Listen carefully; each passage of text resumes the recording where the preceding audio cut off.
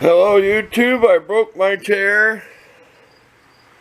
I'll try to look up when I bought this. I mean, I've had it several years. I always keep a blanket on. It's got like some wear on the arm. One arm more than the other. Okay, we'll show you what's wrong.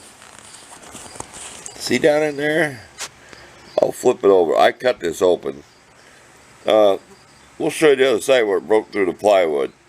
I mean, I've cried. I'm over it now. I'm gonna man up and fix it. I got a good cry out of it. I did not cry. There's a fly on me and I'm gonna get that thing yet. Okay, we'll pause. We'll flip this over and show you where it broke through the plywood. Okay. See where it broke through the plywood?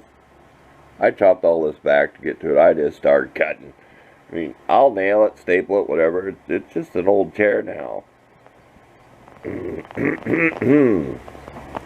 We'll get in there with a vice grips or something and then get the screw out of there. So we'll be right back. We're going to probably put a big washer or something on there. It's just temporary. We don't want to spend days and days. We might pour a bunch of wood glue down here. See where the plywood's all separated? A cheap junk. Like I said, I'll try to find it. I probably showed it in a Sunday in the shop video, so I might not be able to find when I bought this thing. Ripped right through there. We'll be back. Okay, this is what was in it. We might squirt some just Elmer's glue down in there and clamp that for a few minutes. It can't hurt. And what happened, I leaned back and chair just kept falling on one side because this is where the arm bolts is right here. So when that broke, it just kept leaning back on one side. So it's kind of like when you break a reclining bucket seat in a car.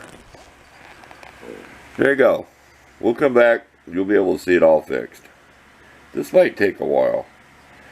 We'll just find a nut, bolt, and washer. We'll save this thing just for the fun of it. It'll go in our junk drawer. Okay, here's my fix. The plywood's still bowed. And I squirted a whole bunch of glue down in there.